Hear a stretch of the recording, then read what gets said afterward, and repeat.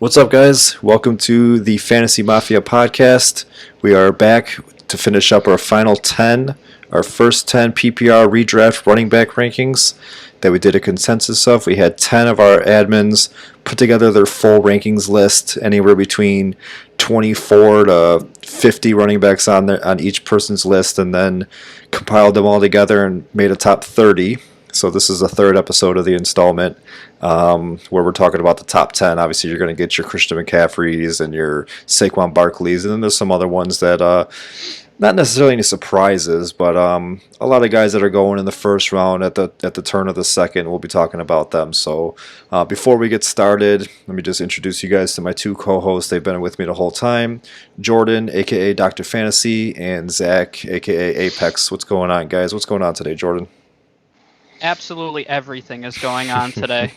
I'm very excited to talk about the top 10 running backs. Some of them are less exciting than others because you and I have talked about some of these guys previously, and once you get to the top, there's not much you can say. Christian McCaffrey is pretty okay. Yeah, there's not really any surprises per se. I mean, even the top three, top four, it's guys that you're doing mock drafts now, and they're all going right in a row, starting number 1 to 4. So, but I mean, we're a fantasy football show, we're a ranking show. We have to talk about them, and as I don't want to say it's going to be boring, but I mean, like, these are the same rankings that a lot of other places have, and a lot of other bigger That's a great fantasy way to kick off a show.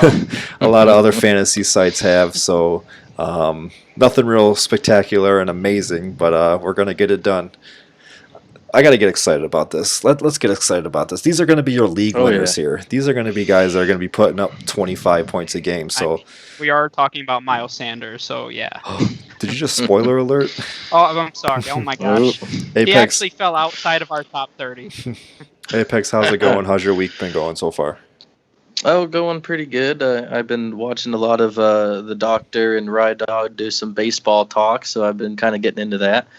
But going pretty good. I'm ready to do our top 10 running backs here. All right. If there's one successful thing I can speak to this entire year, it's the fact that we converted somebody to baseball. I mean, if there's one positive thing about 20. All right. Yeah, I mean, maybe even two. Like, I've watched games every night so far, except for tonight. I haven't really watched any tonight, but You can't say that out loud. they got the NFL Top 100 going on. Well, by the time this episode airs, it'll pretty much be over with. But they've had the NFL Top 100 going, and it's pretty interesting so far. Some surprises there, and we'll probably talk about that at a later show. I don't want to go into the whole 30 already, but we'll recap last week's top 10, or we'll recap last week's 10, and then we'll jump right into number 10 today. So at 20 we had Jonathan Taylor, then David Johnson, then Le'Veon Bell. 17 was Todd Gurley, Chris Carson, Clyde Edwards-Helaire is our highest rookie that we got at 15. Leonard Fournette, Austin Eckler, Aaron Jones, and Kenyon Drake. That rounds out last week's 10. So starting us off today, we got number 10, that's Nick Chubb, the running back in Cleveland. His counterpart made the list on our first episode of this series at number 27, Kareem Hunt. So we got two guys, and Kareem Hunt's going into the season, presumably playing all 16 games with Chubb. So how did Chubb make it this high? And let's start out with you, Doc. Yeah, I mean, I've seen the rankings for Chubb kind of all over the place, even within our group. I mean, we have guys where he's inside the top 5. We have other guys that rank him outside the top 10.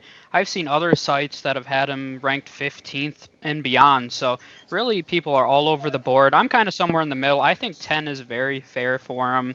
Currently, his ADP is as the 10th running back off the board, 18th overall. And we've kind of, I feel like we talk about the Browns every 5 minutes, but I mean, the reality is that this is going to be a very run-heavy offense. I've said that's my prediction with Kevin Stefanski there, and we saw him do it in Minnesota last year. So I've been on the fence about it because as much as I think passing opportunities are going to be taken away from Nick Chubb naturally because of Kareem Hunt being there, I think he's going to have more carries than he had last year because I expect their total attempts to go up in that offense. So I think he's kind of unfairly being dropped on a lot of boards. boards, because this is a really talented running back. And if Kareem Hunt ends up not signing a long-term deal there, because this is only a one-year deal for Kareem Hunt, Nick Chubb is a top 5 dynasty back, in my opinion. And I've been trying to buy him low in a few leagues, and when I say buy low, if you're getting him at top 12 RB value and he's a top 5 guy moving forward, there's still some value to be had there. But he kind of has that stigma right now that he struggled with Kareem Hunt last season. And as much as that's true to a certain extent, I think it's being overplayed a little bit. He was still RB 15 with Kareem Hunt there. Kareem Hunt was RB 17 in PPR leagues. Nick Chubb's going to get a majority of those red zone opportunities. He was still on the field for 65% of the snaps, which is fairly impressive. Him and Kareem Hunt were actually on the field quite a bit together. And I mentioned the red zone touches. He actually had the 5th most in the entire league. So another thing, just lastly, that they'll have in their favor is they had a really negative game flow last year. So I think their defense is going to be slightly improved this year, which means more running opportunities for Nick Chubb. But overall, I think he's getting just a really bad stigma right now with Kareem Hunt being there. But this is a talented guy and a run-heavy scheme, and I think he'll definitely be a top 12 back this year. All right, Apex, what do you think about your division rival there? Well, I actually like Nick Chubb. I feel like I'm targeting him a little bit higher than some of these guys that we're going to get to. I think he's like my 6th or 7th running back, somewhere around there. I really like the red zone touches that Doc touched on. He was 5th most in the league, and that really is probably not going to take a hit with Hunt. Hunt's not the red zone guy for the team, and so down around the goal line when those touches are even more important, Chubb's getting them, and he had about 300 carries last year, which is pretty high for today's game. I don't think he's going to cede a lot of those. Looking it over his game logs, I believe he actually averaged more carries when Hunt came the second half of the year than without him. So Hunt's value is in the passing game, and that will hurt Chubb a little bit, but Chubb's going to get enough volume to make up for that. He's going to be at least 1,000-yard guy, probably in the 1,300 or more, and I have him for double-digit touchdowns. I have him around 12. So if he gets a little bit of PPR work, a passing game, the PPR value for Chubb will go up a little bit. So he's about my running back 7. I like him back of the 1st. Sometimes you can get him later into the 2nd. So he's a guy that's going all over the place, but I really like him this season. Yeah, I'd have to agree with both you guys. I mean, Chubb, he's pretty high for me too. I don't know if I had him at 10 or within the top 10, but he was definitely around the same area. So I think we all have the same thoughts on him. Last year when they brought in Hunt, even knowing that they had the suspension, I figured that Chubb was going to drop off towards the end of the year because I actually thought that they were just going to run Hunt into the ground and then just kind of say, hey, go find another team there. But they decided to bring him back, and it's still, again, another one-year deal. But I think that it's going to be more... I think it's going to be more even now, or even more in Chubb's favor now. I don't think they're not going to just overplay Hunt and try to just wear him down. They're going to get a nice even stability there. The one thing that I do think that could hurt him a little bit, even with Hunt there, is bringing in Austin Hooper, and they still have Njoku. So it's like that's another weapon there to take away. Yeah, I mean Hunt's probably going to be the more pass catching back, and Chubb's probably going to be more of the runner. But it's another guy on that team to take away targets. It's another guy that's going to be in formations to take potentially Chubb or Hunt off the field. Instead of seeing Njoku on the field with 2 running backs in the backfield, we might see Njoku and Hooper on the field with 1 running back in the backfield, and that 1 running back might be Hunt instead of Chubb. So, but I do agree with a lot of everything that you guys said. I think that he's probably the best purest rusher in that entire division as far as like running the ball goes. He's not the best overall back in the division, but he's one of the best runners in that division, and I think he's going to be, like, even with Hunt there, I don't think there's going to be any issues with him getting his fantasy points. Moving on next to Doc's favorite guy here, but we're going to start with Apex. It's Miles Sanders, so talk about your state mate there. Oh, right. Well, I initially was a little bit lower on Sanders than the rest of the community. It seemed to, at least the rest of our our admin rankers here, but I had him at 11. He comes in at 9 at our consensus. I recently just finished Miles Sanders' article, so I feel like I'm rising on him. I think I would probably move him up into the top 10 at this point. I think he is really, set to have a breakout season. We have, Jordan Howard was there last year, and now he's, not on the team anymore, and they didn't bring in any kind of another running back to vulture some touches. So they got Boston Scott, and that's about the only other viable option that they have. With Corey Clement and some of these other kind of scat back running backs.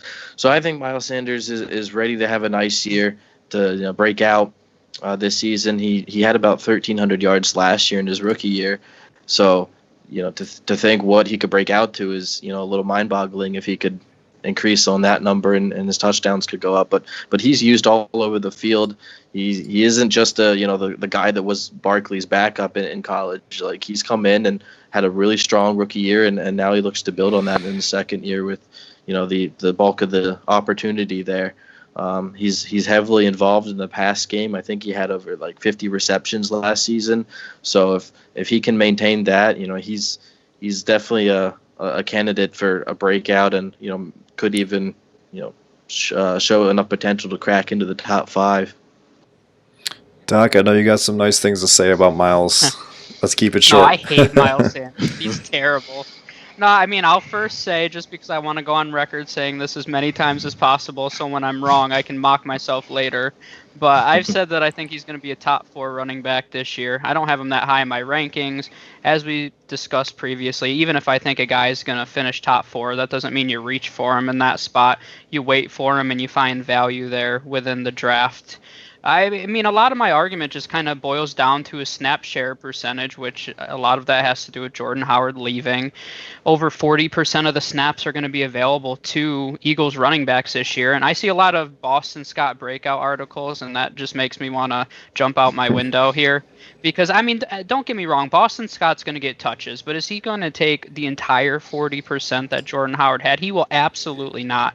Miles Sanders is more talented than Boston Scott, and he's more versatile. He can do everything better than Boston Scott. Will Boston Scott see maybe 20, 25%? Okay, that's fine, but, I mean, Miles Sanders is still going to see 70% plus.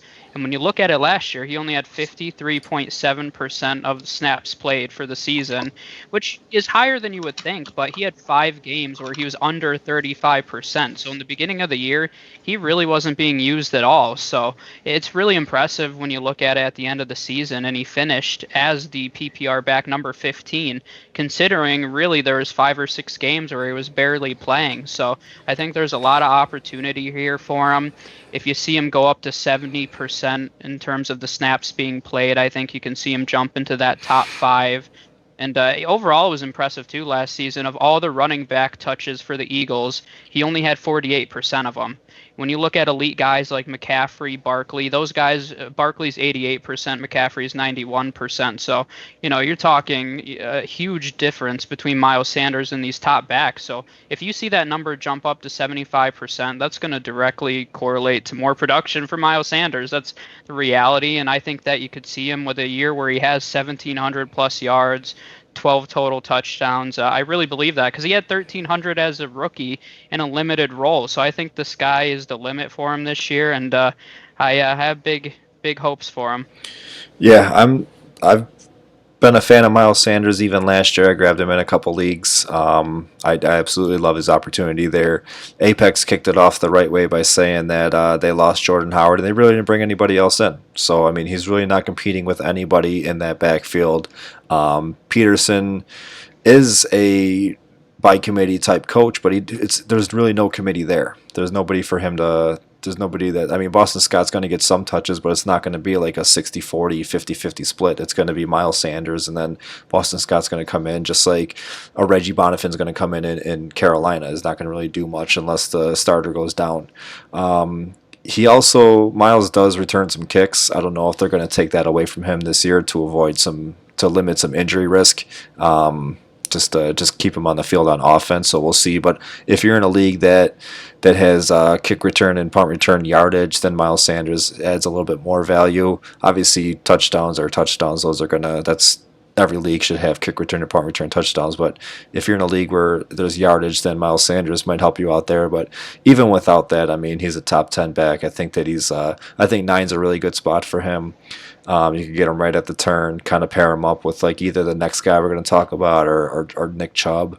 And that's a perfect segue from one of 2019's rookies to another 2019 rookie. We got Josh Jacobs here. Doc, why don't you kick us off with him? Yeah, and I really like Josh Jacobs. Jacobs and Sanders are two of my favorite backs, and I've been trying to pair them up when I'm able to. And that's why I love having a pick towards the end of drafts right now.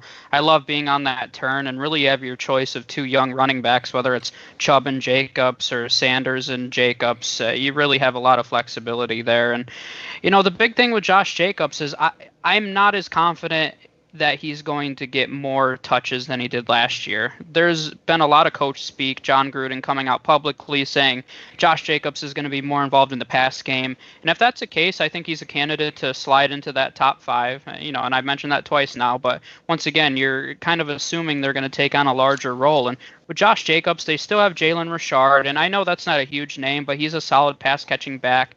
They drafted Lynn Bowden, who it looks like he's primarily going to be playing running back, and he'll probably play some slot receiver as well. But I think he's going to be their third down running back for a big majority. So I'm a little nervous about that. But if Josh Jacobs is able to take more of the passing down work, I think he could be a good value at his current ADP. A lot of the same story as Miles Sanders, except Jordan Howard didn't leave in Vegas now. So Josh Jacobs only had 54% of the snaps last year for the Raiders. The Raiders did have a really terrible game script. Their defense kind of struggled last year. They actually had a bottom 3. It was the third worst last season. So that led to Richard and other pass catchers being on the field more. So they're going to have to improve in that regard. And I do think, though, that this offense in general flows around Josh Jacobs. When I looked at their game log, they went 6-4 when he went over 100 yards. So they're a playoff team when Josh Jacobs is the focal point of that offense. So I tend to believe John Gruden when he says that he's going to use Jacobs more in the pass game. Do I expect him to be their primary pass catcher out of the backfield? Probably not, but he only had 20 receptions last year. So if you knock that up to 35, you're talking about, or even more, we'll see how much they use him. He's their most explosive. Well, Henry Ruggs is more explosive now, but Josh Jacobs is their number one offensive threat right now. So if he's more involved in the passing game, I really like him this year, and I think 8 is a really fair ranking for him. All right, Apex, what do you think about Jacobs? All right, well, for me, these guys are going to be kind of brought up together throughout their career because they came out the same class with Sanders and Jacobs. They're always going to kind of be there. What I'm looking at is Sanders had more yards last year competing with Jordan Howard than Jacobs did. And Jacobs wasn't competing with a back as talented as Jordan Howard was. So that's what gives me a little bit of pause and concern when going after Josh Jacobs. I have him down at 13 in my rankings compared to our 8 here. So I'm a little bit lower than the rest of us. He had a medium amount of touchdowns. He had 7 on the ground. He did miss a couple games, so I'll give him that. But Doc said it. He's not as involved in the passing game as some of these other backs, and really when we get down to it, that's the difference between a first round running back that can be the focal point of your team, and then a really good running back 2 for you. So that's where I kind of look at Jacobs here. He's a really good running back 2, but I don't want him as my first running back. I don't want him as my first on the team, just because I feel like there's a lot of other guys that have more upside than he does. And, he's only going to be 22 years old, so it's not like he's going to fall off anytime soon. He's going to be, pretty heavily involved in this Raider offense. But this Raider offense added a lot of pieces through the draft. They added, Bowden and what's the other one? Brian Edwards. That these guys are just going to kind of be used all over the place. And so who knows if they're going to take, receiving work that could be Jacobs or running work that could be Jacobs. And, as a whole, I think the Eagles offense is going to be a little bit better than what we're going to see in I almost said I want to say in Oakland, but in Vegas this year. That's gonna take some time to get used to, just like the Los Angeles was a little bit. But for me, Jacobs is a little bit too high. He carries some risk. Durability concerns with missing 3 games compared to these other guys. So I'm just not as confident with taking him. To me, he's probably worth the price at the end of the second round. But if a lot of other people have him at 8 or higher, then I'm probably not going to have a lot of shares of him this season. Yeah, I don't think he's making it to the end of the second, but he's kind of like he's got a little bit of Miles Sanders and a little bit of Nick Chubb in him. Not necessarily their running styles, but like with Nick Chubb, he's not really catching the ball as much, just like Nick Chubb is in Cleveland. And then with Miles Sanders, he doesn't have that competition in the backfield. He's probably got a little bit better competition than what Miles Sanders does, but neither of them are taking away too many targets from or too many rushing opportunities from Josh Jacobs. I think eight's a fair. I don't remember where I had him either in my rankings, but I think 8 is pretty fair. I mean, it's another one of those you could pair him up with a Miles Sanders or a Nick Chubb, or even getting into last week's episode like a Kenyon Drake or something like that. But between it's there really is a drop off. Not really a drop off, but between like the top 7 that we're still going to talk about, and then these next 3, it's kind of like they're kind of in tiers. You got your Barkley and your McCaffrey in your top tier, and then you got your next chunk of 3 or 4 guys, and then like your Chubb and your Josh Jacobs and your Miles Sanders are kind of in that next tier. So it's like it's really like who you prefer over the other. But I think we could have a pretty we're going to see a solid improvement from Josh Jacobs this year. All right, and then coming in at number 7 here, we got Derrick Henry, who led the league in rushing yards last year. Apex, we'll start with you on Henry. Ooh, Henry is one that I really like. Before the whole, Dalvin Cook might be back and playing, I had him at number 4. If Dalvin Cook's probably going to be playing, I might move him down a little bit, but in terms of what Henry can give you, I mean, he led the league in rushing last year. He's going to be, a very volume-based guy. A lot of people have a knock on him that he's not as good in PPR. He doesn't catch the ball a lot, but he did a little bit of he had a little bit of a role there. And I believe the one game he took like an 80-yard screen pass to the house. So you get this guy the ball in space, and he's just gonna, he's gonna go. He's a big, powerful back that. It's going to translate a lot near the goal line. He had a ton of touchdowns down by the red zone, and inside the 5 and things like that. So even in the PPR, he was number 5 last year based on all of the other volume that he gets, the yards that he has, plus the touchdowns. So for me, this offense runs around Derrick Henry, and I'm really glad that Tennessee kind of figured that out about 2 years ago in the playoffs, whenever he was just going crazy, and then they kind of tailored their offense to him, and he's been the driving force and the focal point of the Tennessee offense ever since. And so I really like it. I really like guys that get a lot of touchdowns. If you can average about a touchdown a game, that's really going to help your finish, your rank at the end of the year. Plus, it's going to give us fantasy points, and that's what we're about. So I like the guys that is going to give me more fantasy points. Is the simple way to say that. For Derrick Henry, this season, it's just going to kind of be status quo. I don't expect a lot of regression for the carries. I don't expect him to lose anything. There's really nothing besides, they did draft Darrington Evans, so Doctor will probably bring that up. He's a late guy that he likes, but I don't see a rookie coming in with the state of the world right now and being a driving force that kind of takes away the amount of carries that Henry's going to get. So I'm all in on Henry this year, and if Cook is going to sit out, he's Henry's my number 4. All right, Doc, do you have anything to say about Darrington Evans, or what's your thoughts on Derrick Henry?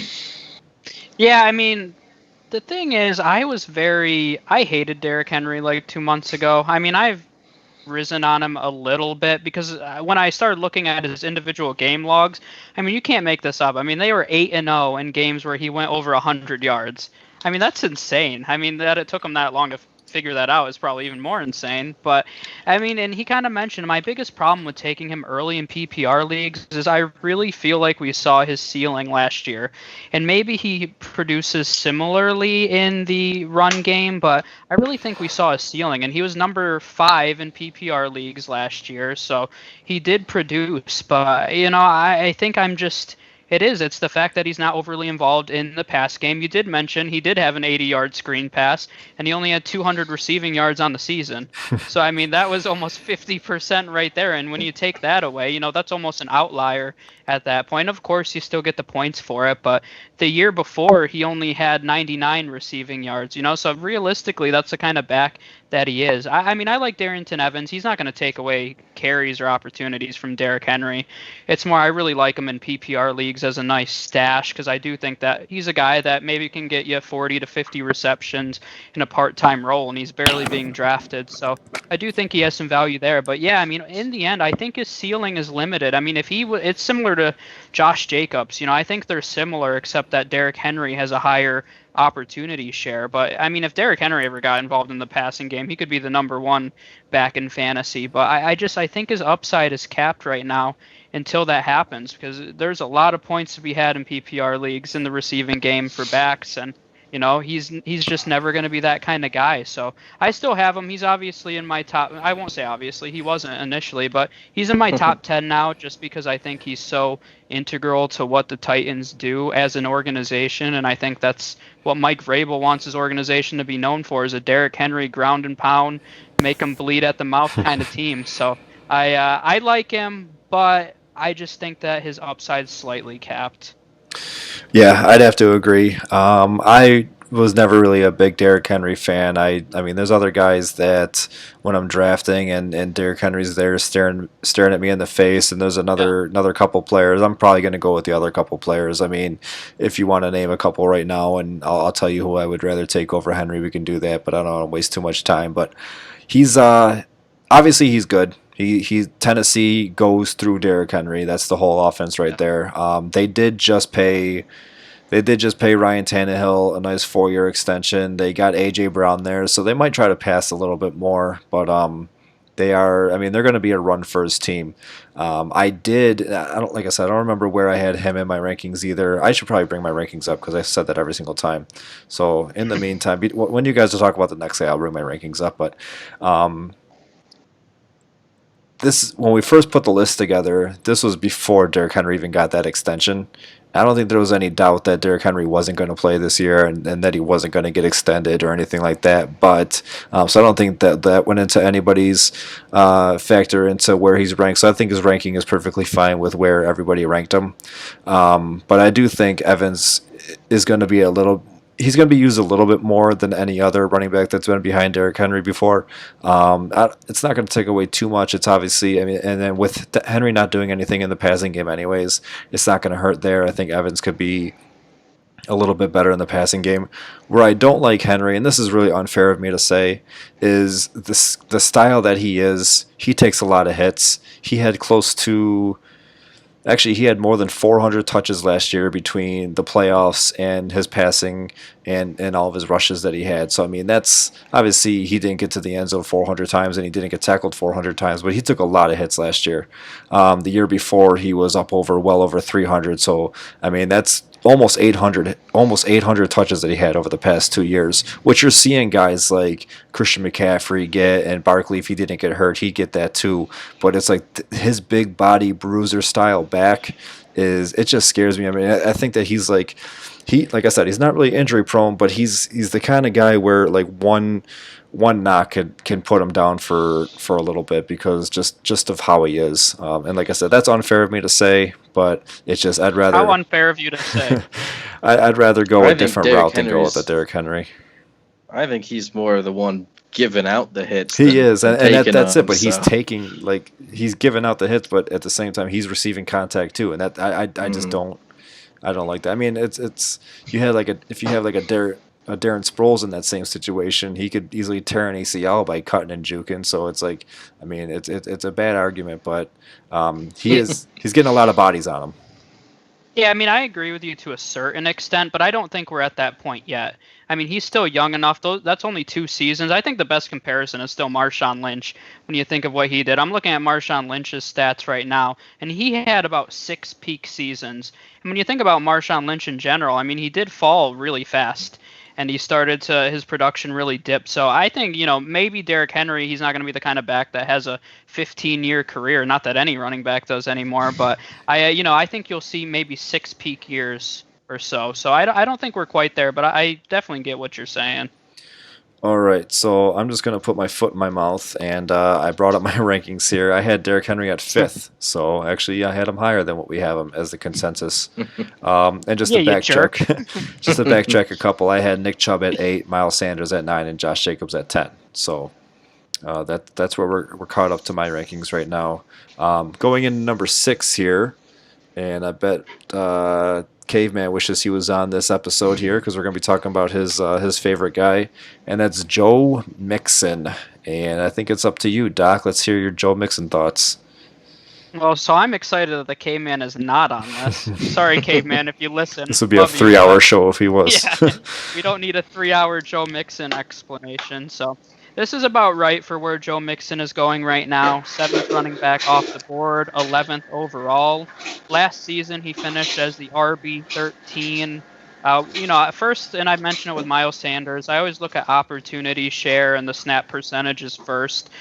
Kind of similar to Miles Sanders, where he didn't have a high percentage. He was 62%, which is not bad, but it was only 16th in the league. So, a lot of people have him as a guy that's going to make an automatic jump into the top 5. And don't get me wrong, he has all the talent in the world to do that. I like that offense, and I like the talent that they've built there. But, he just has to be on the field more in order to be that top 5 PPR back, and that's always my argument. I have to mention Giovanni Bernard. Giovanni Bernard's going to be involved in the passing game, and I'm not saying that because Giovanni Bernard's a better pass catcher than Joe Mixon, because Joe Mixon can catch the ball. He had 35 receptions, but Joe Mixon statistically is one of the worst pass blockers at the running back position. Giovanni Bernard's in the top 10 almost every single season, and I really think that with a rookie quarterback, that Giovanni Bernard's still going to be on the field in passing situations because they need him to protect.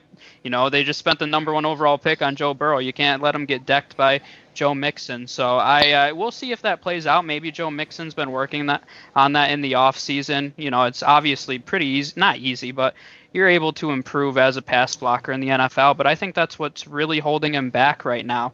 But in terms of his talent, I just want to emphasize this is not a knock against his talent. And if he is involved in the passing game, he can be and probably will be a top 5 back. And I feel like I've said that a few times now, but that's a reality in these PPR leagues.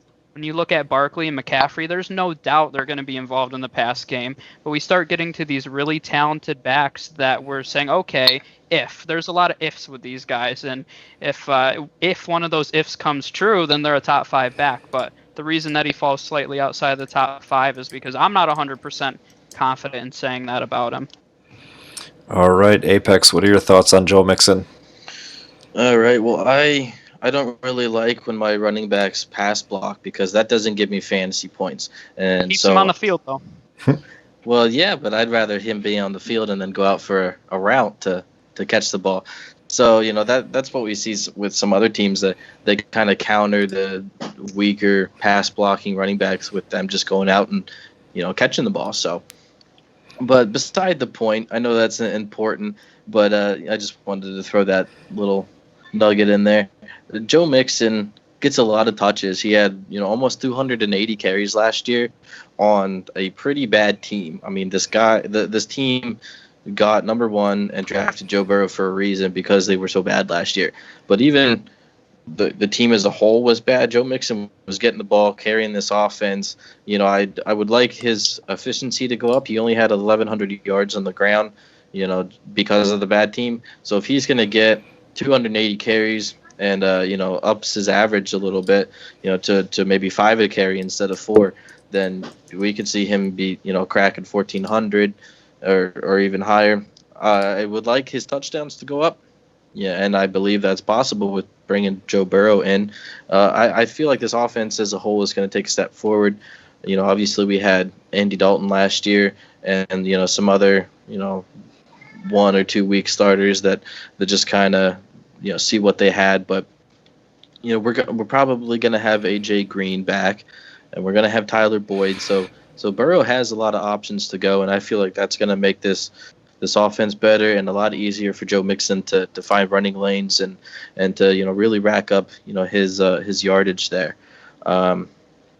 He's my number 7 back. He's about the end of the first, and I'd be a little bit more okay with taking him over a guy like Josh Jacobs or something like that as my first running back. I feel like he can if he just gets a little bit more yardage and cashes in on some touchdowns. He only had 5 on the ground and a couple through the air, but 3 through the air. So if he can get double-digit touchdowns, maybe 12 or more, that's where I really start to see, you're getting 1,500 yards or more and then 12 touchdowns. That's probably, a good recipe for you to be, obviously top 10 back. And then, what we've been saying, theme here, the potential to be a top 5. So that's what I'm expecting for Joe Mixon. I really like the talent. He's only going to be 24 years old, so it feels like he's been in the league forever, and he's just getting better every season. Yeah, he is. The one thing I like about him the most is his offense is going to be a lot better than what it was last year. I mean, just AJ Green alone is going to be able to take away some. It's not going to allow you to stack the box anymore. AJ Green, Tyler Boyd on the outside, John Ross, if he can stay healthy and stay on the field, he's there. They did kind of downgrade a little bit in the tight end department, but if Drew Sample and CJ Uzoma can go out there and at least rush block, then that's going to help Joe Mixon in the end. They're getting an instant upgrade on offense just by not even doing anything. They get Jonah Williams back. Just hopefully, I mean, he missed the year last year, but I think he's back on track to be the starting left tackle again this year. And then they brought in some other guys. They brought in a guy from Dallas, so that offensive line should be improved just right off the bat. So all that is just gonna help Joe Mixon. Gio Bernard is definitely a threat. He's definitely a guy to worry about. He's a guy that should be drafted later in your leagues, whether you have Mixon or not. If you want to take him as the handcuff or not, he's not really necessarily a cuff. He is more of a guy that is going to be on the field. He could be a flex play there. He's not a guy. Obviously, if Mixon goes down, then Bernard is the next man up, and he'll get a bigger bulk of the carries. But Bernard is definitely a threat to take away some passing opportunities there. But even then, Joe Mixon, he's going to get all the rushing opportunities, and I think that 6 is perfectly fine for him. I have him at 7 in my rankings, and just everything that the three of us mentioned, just it all just adds up to Mixon having a pretty good fantasy year and helping us win our leagues. Moving on to, now we're in the top 5 here. We got Alvin Kamara. We'll kick it off with you, Apex. All right. Well, Alvin Kamara is another one I just wrote an article on, and it was a little bit, more in the negative light than Sanders was for Kamara. His efficiency is through the roof. He's always, been an explosive type of guy, used everywhere. He was used in the return game as a rookie, and the passing game, and carries out of the backfield. So Alvin Kamara is just used all around the field. My problem with him and what I wrote about was that his durability. He has seen less carries, it seems, for the past 3 years. He's dealt with Mark Ingram, and when Mark Ingram left, and you have Kamara here, the team decided to bring in another back with Latavius Murray. So it's just Sean Payton, their head coach, has kind of said that he doesn't want Kamara getting a ton of carries, because it's just he's like a Darren Sproles basically. The more knocks you take on the guy, the more likely they're going to get hurt. So that's why they brought in a guy like Latavius Murray to kind of take the short yardage and the power run game out of Kamara's hands. The Alvin Kamara, he gets a lot of his value in PPR leagues out of the backfield, and that's where he's gotten 81 receptions every single year. So we haven't seen any kind of increase or decrease from that. So we could just kind of pencil him in for 81 receptions again. And, that's pretty high for a running back. We're talking about some of these other guys getting, if they can get 30, maybe they'll, rise up a little bit more. If they can get 40, and Kamara's doubled that. He's got 81, and so he's a big force there. He's used all over the field, and I feel like if they continue that, that's what's going to keep him in this area as a top 5 back, just based on his ability, his explosiveness ability, and the receptions that he's getting, and just being able to stay healthy and used all over the field is what's his biggest asset right now. And where'd you have him in your rankings? My rankings, like I said, a little bit dependent on Dalvin Cook. I feel like Dalvin Cook's a little bit more of a complete back, not, obviously injury concerns as well, but not as, injury prone as Kamara has, dealing with some nagging injuries. So for me, I have, if Cook's playing, I have Kamara at 6. Okay. Doc, where do you have Kamara, and then talk about him a little bit? I have Kamara at 11, so I am much lower than many people on Kamara. And Apex did touch on a lot of the points already, but Sean Payton's going to preserve Kamara for the long term. I mean, that's his goal. Lat Murray has gotten touches, and he will continue to do so. Kamara has a ton of value in that pass game, but I do think that his carries are going to continue to drop down. Just because that's the way that Sean Payton operates. This isn't the kind of offense where he's saying, okay, I'm going to run Kamara into the ground. He's thinking long term.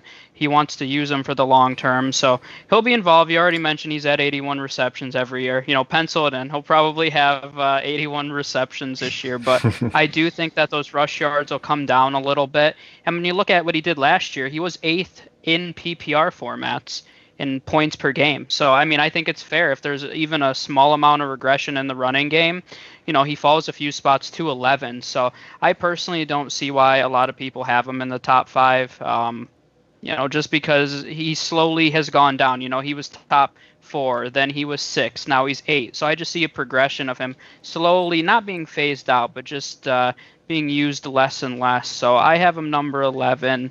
I think that, that's much lower. He's 5th on a lot of people's boards, 5th running back, 6th player off the board pretty consistently in PPR formats. And I always mention, lastly, with him, if you're in a dynasty league, he's a big time sell for me. You can get top 5 dynasty value for him. And I've read medical reports that say he's going to be effective, but he's probably not going to have an overly long career. So if you can get somebody to overpay for him, I got if you can get Nick Chubb or Miles Sanders, a young back, plus a younger wide receiver for him, that's something that I would consider. All right. I have him actually at 4. I guess I'm a little higher than you guys on him. 81 receptions consistently. That's just what he does.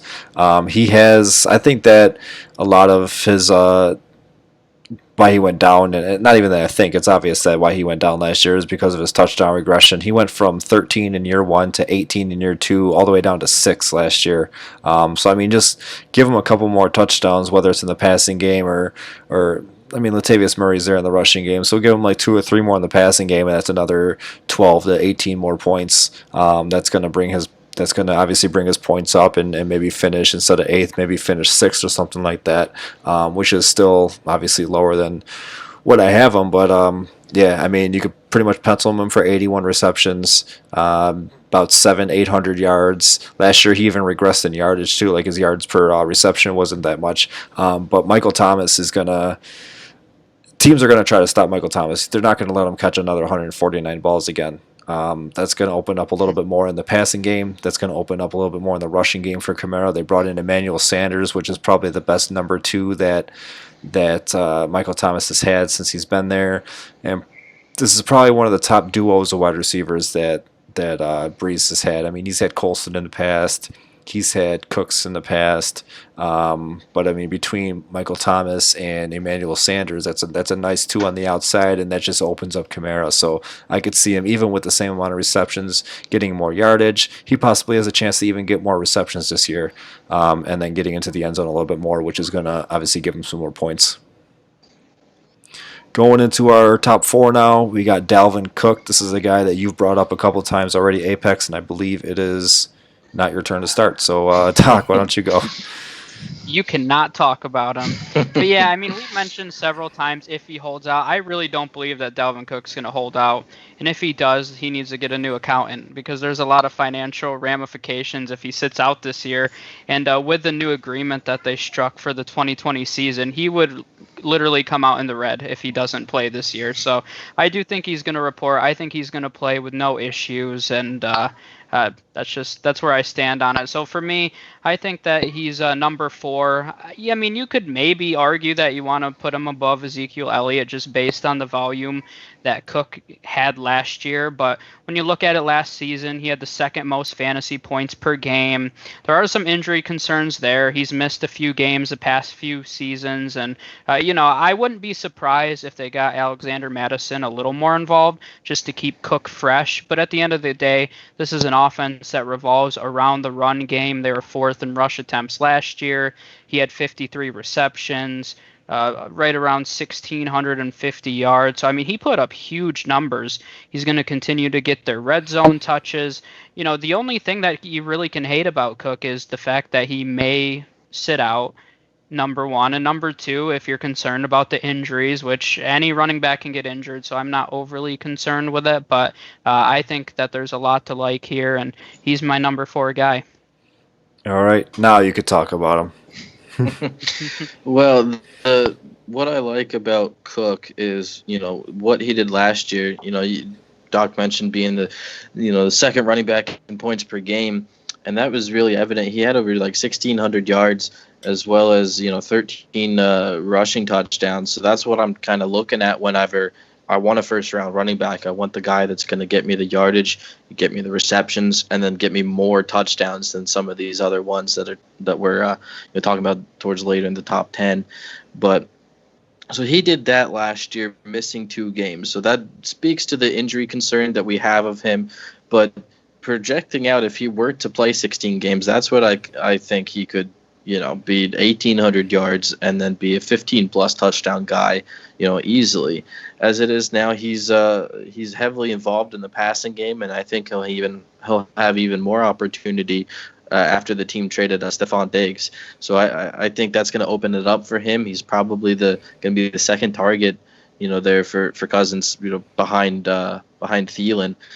So if his passing work, if that keeps up and he's able to yet again stay healthy as we've talked about so many times, he could put forth a really good season, which is why I have him in the top 5 if he were to not hold out. And the thing with that, I found it a little weird that Zimmer came out and said that Dalvin Cook told me he's going to be here, and then Dalvin Cook's agent says that he's not going to be there. So that's just a weird kind of situation there. So personally, I think he's got to report. I just don't think we're not seeing the running back market. These guys get big money like other positions. We see guys at the top like Gurley signed a big deal, and then McCaffrey and Zeke signed their big deals, and then everybody kind of falls in behind that. So if he wants that kind of money, I just don't. The injury concern is probably the biggest thing against him, that for not getting that amount. So I believe it would be in his best interest to just report and take the $10 million or whatever the current offer was, and go from there.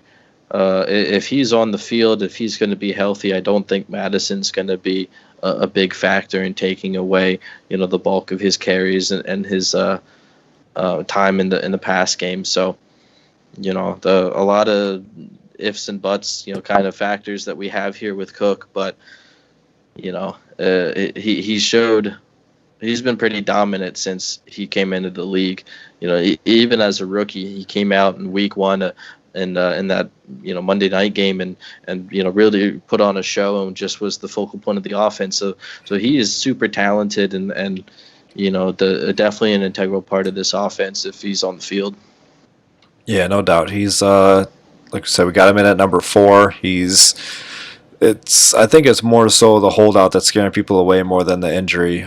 He showed last year that he could be fairly healthy. I mean, you mentioned it, Apex, he did miss 2 games, but he actually put together a nice, almost full season, and the injury that he had wasn't really like lingering or anything like that. As much as I bring up Justin Jefferson and how much I love Justin Jefferson, I think that this actually helps. Trading away Diggs actually helps Dalvin Cook. He is going to be more involved in the passing game. He is going to be the second target on that team behind Adam Thielen. Obviously, they still have Kyle Rudolph there, and Irv Smith is going into his second year. Jefferson is a rookie. He's going to get some work, but this is Dalvin Cook's team.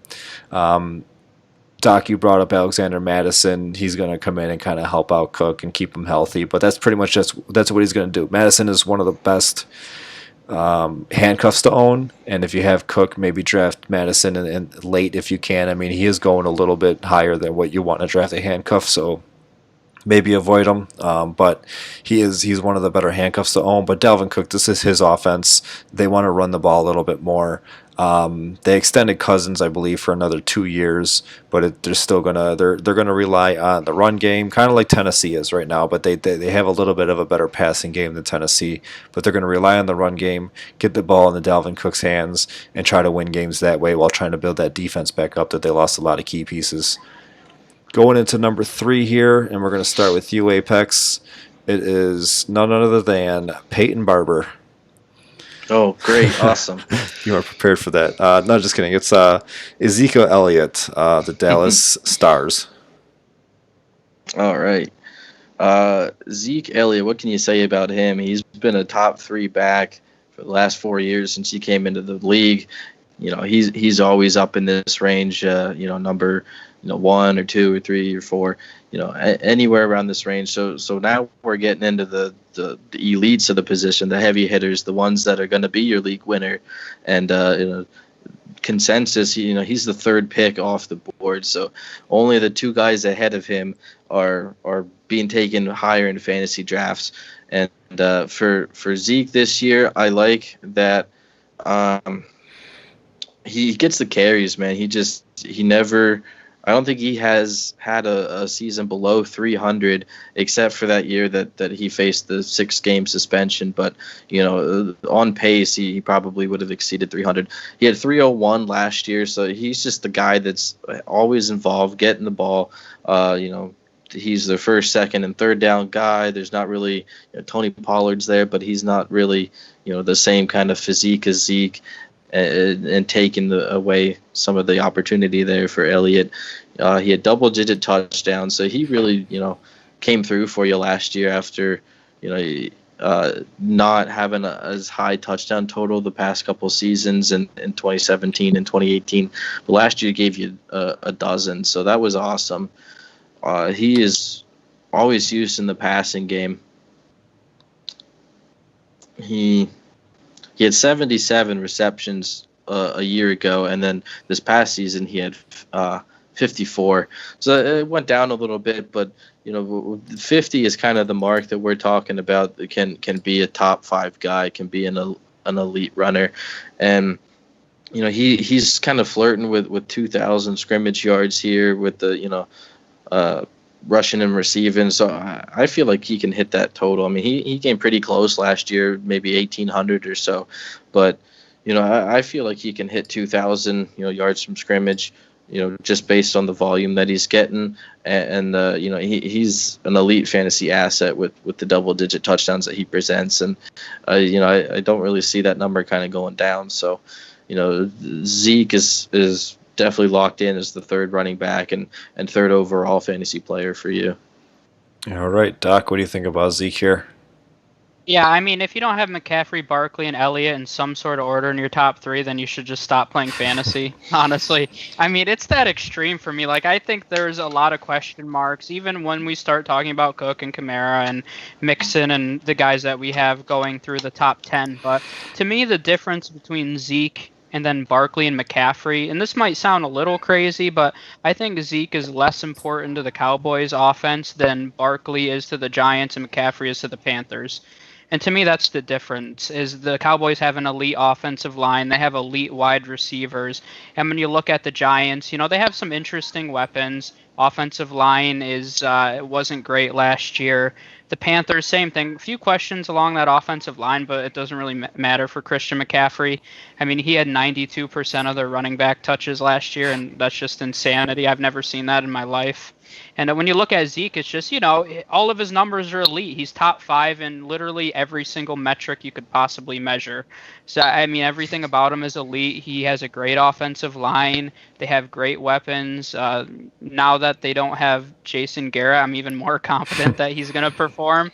So there's not much you can say. I just think at this point the difference is that the Panthers use McCaffrey more, the Giants use Barkley more, and then you have Zeke, who is obviously heavily used, but just not as much as Barkley or McCaffrey. Yeah, I mean, you guys just nailed it. He's your consensus number 3. There's really nobody that does anything better than him besides. You can't even say that Barkley and C-Mac do things better than him. They just get the ball more in their hands, Right. And then he does things better than everybody else. That's 4 and beyond. He catches the ball, he runs the ball, he gets into the end zone. He wears those stupid half shirts. I hate those. Yeah, that's so like. I mean, whatever he decides to do in his spare time, that's all on him. But he is. When you're like, I think Barkley and Christian McCaffrey were spoiled with the amount of receptions that they get, and even Kamara, he gets 81 receptions. But like they're catching tons of balls out of the backfield, and it's like even if you get like 40 catches from your running back, that's good, and that's pretty much what Zeke. Almost what Zeke averages, maybe a little less. I think he might be around like 35. I mean, his last 2 years have kind of bumped up his numbers, but he had a 23 or something his first year and that 32 his second year. So he's right around like 38 to 40 catches a year, which is like, I mean, that's perfect for a running back. Obviously, do you want more? You're never going to say no to more, but to get 40 catches out of a running back is enough, especially when he's putting up 1,400 yards on the ground and getting into the end zone a dozen times. So if you're picking in the top 3, you're in a perfect spot. You should be taking one of these 3 guys. If you're in a league if you're in like a league in Philadelphia and somebody hates Ezekiel and Saquon Barkley and you want to take one of those 2 are going to drop to you even at maybe 4 or 5 and you luck into that. So those homer leagues might even help you out too. But if you get a chance to take one of these 3 guys, then you're on your way to putting together a nice roster there. And I think Zeke, it even works better because Zeke coming in at 3, you get the earlier pick of the other 2 in the second round too. So get a little bit more talent there on the way back. So going into number 2 here, we got Saquon Barkley. This is my number 1 over Christian McCaffrey. It's kind of it's a split. I mean, McCaffrey just coming off the last 2 seasons that he's had, and we'll talk about him in a little bit. But I think Saquon is going to be he's going to be heavily used in this offense. They got a nice young quarterback there in Daniel Jones. They got some good weapons on the outside with Golden Tate and Sterling Shepard and Darius Slayton, Evan Ingram. He's kind of been a little off to a slow start in his career, but I think that if they get everything together, they could put together a nice offense there. The weapons aren't anywhere near as good as what Dallas has, and that's why Barkley comes in a little higher because he's going to get more opportunity there in New York. But we'll start here with you, Doc. What's your thoughts on Saquon Barkley? Yeah, I mean, the difference for me between Saquon and Christian McCaffrey are just the offensive lines, honestly. I mean, when you look at the run blocking efficiency of the Giants, it was 47th, or for Barkley specifically, he was 47th in the league when he touched the ball in terms of his run blocking efficiency. Christian McCaffrey was 5th. So, that's a very significant difference right there. And McCaffrey obviously had over 100 receptions. Saquon had over 91 in 2018. So, it's possible that he could get over 100. But I just think McCaffrey's a little more of the guarantee between his offensive line. And, that entire offense is built for McCaffrey. And, I don't really have much else to say. I think they're both generational talents. I wouldn't call you crazy if you had Barkley number 1. I think I like the Panthers' offensive line more. All right, Apex. Anything on Barkley here? Oh yeah, I got a lot on Barkley. I love Barkley, man. He lit up the combine 2 years ago. I mean, he put forth a generational type of running back metrics that we've seen. looked at it a little bit before we started here, and I was really surprised to see he had a better vertical than Julio Jones. Excuse me, a better vertical than Julio Jones. So it just the metrics that he's putting up are comparable to elites across every other position. I mean, he did more bench presses than lineman Joe Thomas. So it's just, the metric wise, there's probably nobody better. So nobody can fault you at all for having him at number one. The only thing that keeps him at number two for me is my concern over how much receiving work he's going to get. You went through a little bit of the weapons there with Slayton and Tate and Shepard and Ingram for the Giants. I think Daniel Jones he's got a lot at his disposal, and he's not check down Eli that we've seen, and that's what I feel like contributed a lot to Barkley's 91 in his rookie year. Was just Eli just holding it for 3 seconds and then not knowing what to do with it. So there's Barkley in the flat. So Daniel Jones is a little bit more push the ball down the field. So that's what gives me a little bit of pause and kind of firmly puts Barkley here at number two for me, is the amount of reception work he's going to get. Yeah, I would expect it at least 70, but I don't think he's going to be on the level of McCaffrey, who's obviously went over 100 last year. So besides that, he's like the most complete back in the league. He can catch the ball. He can run the ball. You can have him bottled up and he'll get 20 carries for 80 yards the whole game, and then all of a sudden he rips off a 70-yard touchdown, and he's faster than a lot of defensive players, and I think part of his compounding metrics that he was, I think, the second running back that ran 4.4 who was over 230 pounds. So just a very unique size and speed ratio for this guy. He's just going to be the face of the running back position for the next several seasons, and similar to what Adrian Peterson did, I think we're always going to be talking about Barkley here as a top 3 guy, no matter what his situation is. Yeah, I think he's got 30 pounds just in his quads. Oh yeah. Let's have you jump right into C-Mac. We'll kick it off with you, go to Doc, and then I'll close it out. C-Mac obviously is the number one. We've talked a little bit about him when comparing him to Saquon Barkley. He's coming off near 2K seasons. I think he even hit 2K last year. That's right? Correct, right? He hit 2K total yards. Yeah. I mean, he had almost 2,400. And then the year before, I think he was a little over 1,900. I don't think he hit 2,000. I think he was a little over 1,900, though. He was a couple yards away. So, yeah, I mean, almost back-to-back 2,000-yard seasons, 100 receptions in each season.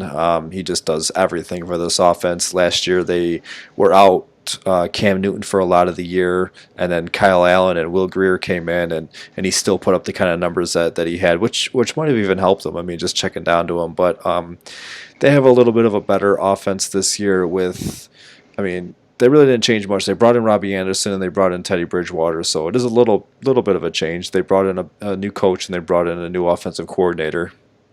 But Christian McCaffrey's still going to get his. Teddy Bridgewater, a lot of people like to say that he likes to check down, so that's going to help out Christian McCaffrey a little bit more.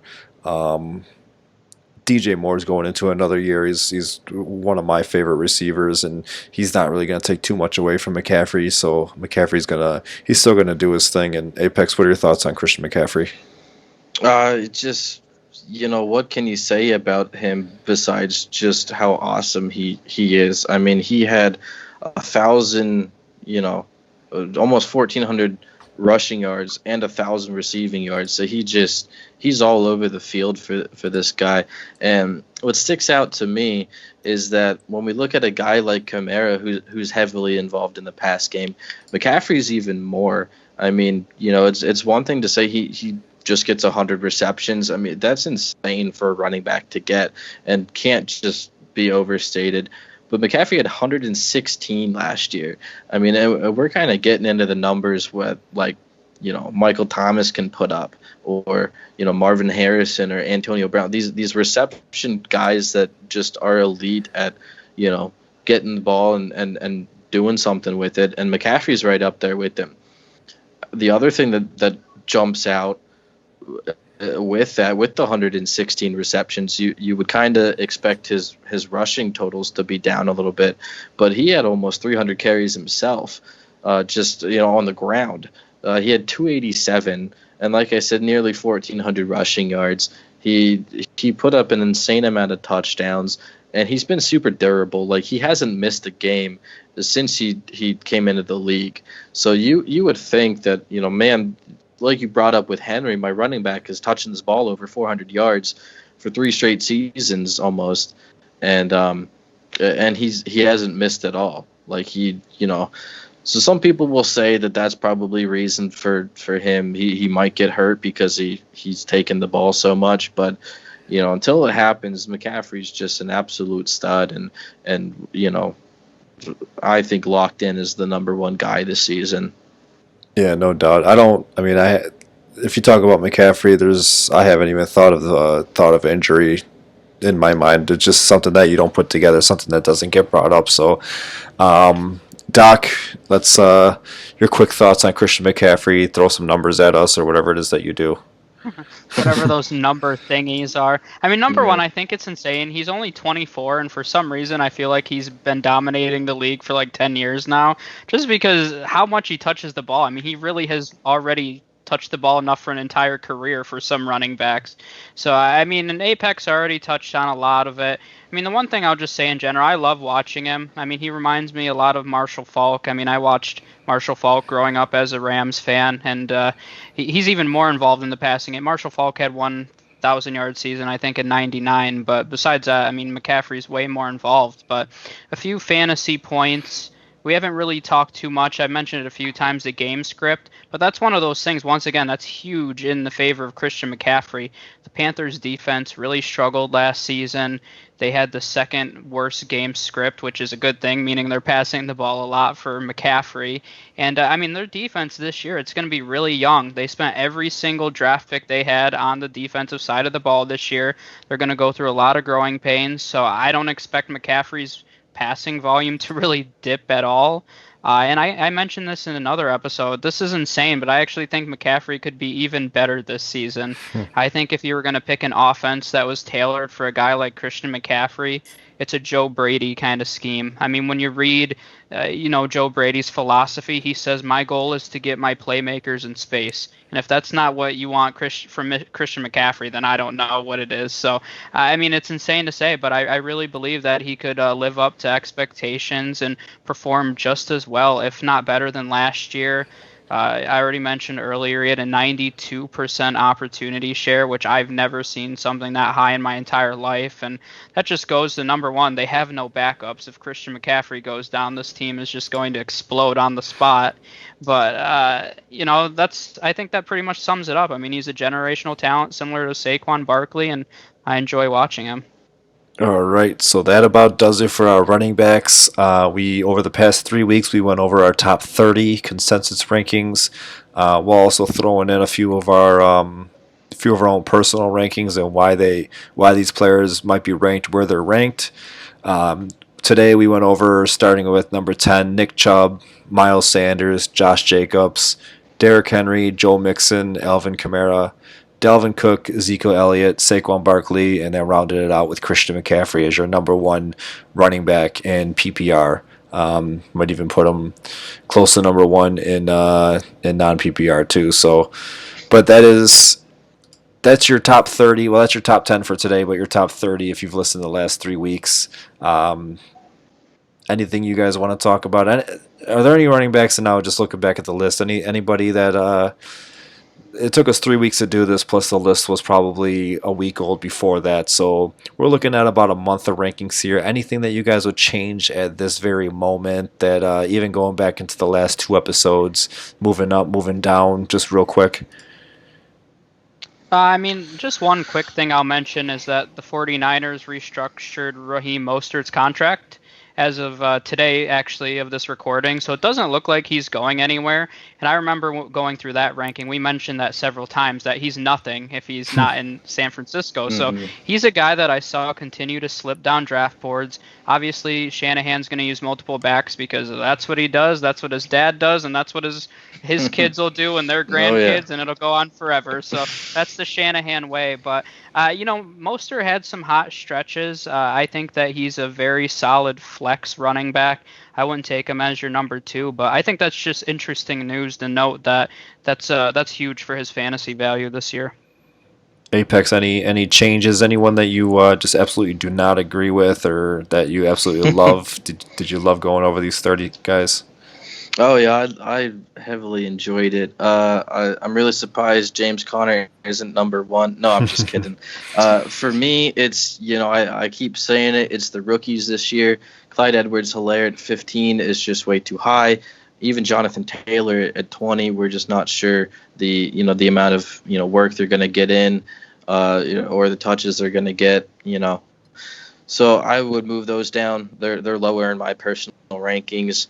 I'd move a couple guys that I just think are going to be pretty consistent for you and pretty safe picks. We have Mark Ingram at 23. I think he could be a little bit higher than that. He's in a very run heavy offense, and Lamar's going to take that, but he still had over 1,008 rushing touchdowns, and he's involved in the passing game as well. So I think Ingram could kind of sneak into the late teens here.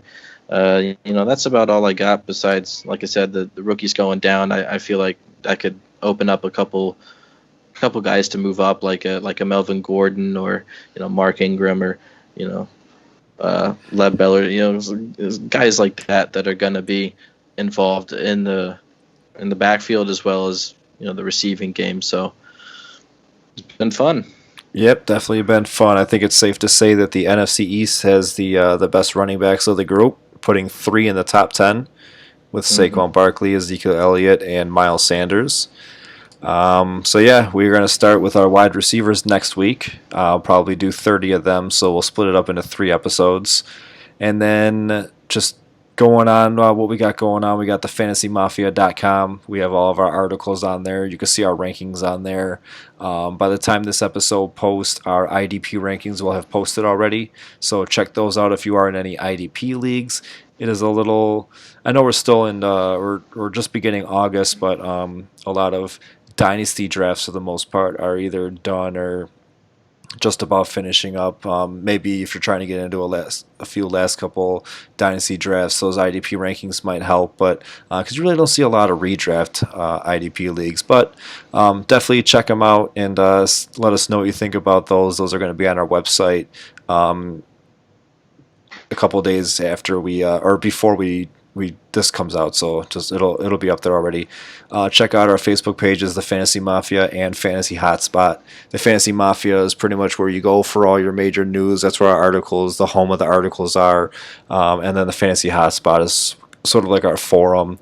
Go in there and just talk any topics that you want. We got polls going up every day. We got Raz's going up almost every day. We got Jay the Football Nerd posting questions. We got our guy Andrew Parker, Chef Andrew Parker posting questions in there. Rydog and the Doc are posting baseball questions all the time, polls. So any sport that you're really into, just go in there and just throw up a topic, and it's going to get some traction. So just let us know, and we'll talk about whatever you guys want to talk about in there. Again, we got our Razes, we got our articles. Check out Dr. Fantasyholic's Twitter. It's right at the top of the screen here. And then that's all I got. If you got anything else, Doc, and then we'll close it out. Couldn't have said it better myself. I didn't fumble anything. Awesome. All right, so that's it. Next week we will get into our wide receivers.